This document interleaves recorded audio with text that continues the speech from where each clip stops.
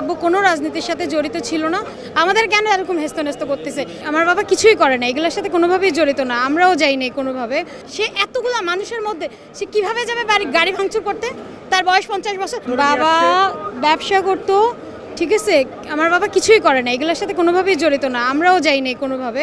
সে বাসায় ছিল, বাট তাকে মামলা দেওয়া হয়েছে যে সে নাকি ডিওএইচএসে গাড়ি মানে পুরাইছে, বাট ওই কয়েকটা দিন বাবা বেরিয়ে হয়নি। আর বাবার এগুলোর সাথে কোনো সম্পৃক্ততা নাই। ইভেন আব্বু হচ্ছে মুক্তিযোদ্ধার ফ্যামিলি সন্তান, সে নিজে এগুলোর সাথে কোনোভাবে যুক্ত না, কিন্তু একে কিভাবে কি করা হয়েছে এই যে এখন আমাদেরকে এই যে হেস্তনেস্ত। আমার আব্বু কোনো রাজনীতির সাথে জড়িত ছিল না, এখন আব্বু ব্যবসা করে, ব্যবসার খাতিরে অনেক মানুষের সাথেই মিশতে হয়। এখন সে কি করতেছে পার্সোনালি, সে বিএনপি না আওয়ামী লীগ, এগুলো তো আমার বাবা ঘাটবে না। এখন আমার বাবা যা শুধুমাত্র সে তার ব্যবসার খাতিরে কথা বলতো একটা মানুষের সাথে, এখন সে কি করতেছে পার্সোনাল লাইফে এটা তো আমার বাবার দেখার বিষয় না। সে তার পার্সোনাল কথাবার্তা বলতো। এখন দেশে যখন নিউজ টিউজ সব বন্ধ করে দেওয়া হয়েছে, তখন স্বাভাবিকভাবেই মানুষ জিজ্ঞেস করে যে আজকে কি অবস্থা, আজকে দেশের কি খবর। সে শুধুমাত্র এসব কথাবার্তাই বলতো। আমরা সামনে ছিলাম, আমরা এইসব ব্যাপারে খুবই অ্যালার্ট থাকি, কারণ আমরা জানি এগুলা কি করে দেশের কাহিনী। তারপরেও তাকে শুধু শুধু এই যে ধরে নিয়ে গেছে, কালকে আমাদেরকে কোনোভাবে তার সাথে যোগাযোগ করতে দেয় নাই। আমরা খুবই তার সাথে রাত 11:30 পর্যন্ত থানায় বসেছিলাম, আমি আর আমার আম্মু।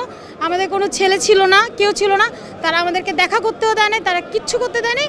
তারা শুধু পাল্টাইতেছে, টেবিল পাল্টাইতেছে, তারা কথা পাল্টাইতেছে, তাদের বক্তব্য আলাদা আলাদা করতেছে। তারপরে আর কি এই যে আজকে যে পাঠাইলো, এখন বাবাকে রিমান্ড চায় নাই, কিন্তু তারা এখন এই যে হেস্তনেস্ত করে। আমি আর আম্মু একা এখানে, আমরা কিভাবে কি সামলাবো? তারপরে চাচুও ছিল, একটু চাচু সামলাই দিতেছে, এই জন্য হয়তো আমি আর আমার আম্মু আর কি করব, যা করার যতটুকু চেষ্টা করার করতেছি। আমাদের কেন এরকম হেস্তনেস্ত করতেছে? আমাদের কাছে তো সব কিছু প্রমাণ আছে যে আমরা মুক্তিযোদ্ধার ফ্যামিলি। ইভেন আমার দাদা একজন বিডিআর ছিল, আমার দাদা একজন দেশের ছিল। তো তারপরেও এরকম কাহিনী করার তো কোনো মানে হয় না। আমরাও তো জানি মাননীয় প্রধানমন্ত্রী সবসময় মুক্তিযোদ্ধাদের সাপোর্ট করে, ইভেন উনি অনেক ফ্যাসিলিটি দিতেছে, সেটা আমরা নিচ্ছি, হয়তো বা কম বেশি যাই হোক না কেন।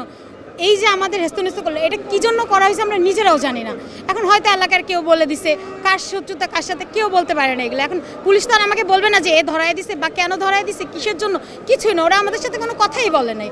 ওরা আমাদেরকে বলছে যে আপনার আব্বু এটা করছে, কিন্তু আমার বাবা কোথায় গেছে? আমার বাবা গাড়ি ভাঙচুর করছে, বলছে গাড়ি ভাঙচুর করছে। তার যে একটা 50 বছরের একটা মানুষ গিয়ে গাড়ি ভাঙচুর করতে পারে? তার একটা বয়সও তো দেখার দরকার।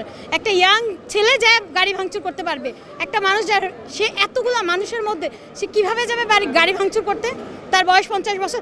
সে যদি যায়ও থাকে, তাহলে তার গায়ে তো একটা স্পট থাকবে। অবশ্যই একটা গাড়ি ভাঙচুর করতে যাবে, তাকে এভাবে ছেড়ে দিবে না। কই দেখাক, কিছু তো দেখাক, কিছুই না, শুধু শুধু আমাদের এভাবে হেস্তনেস্ত করতেছে আমাকে আর আম্মুকে।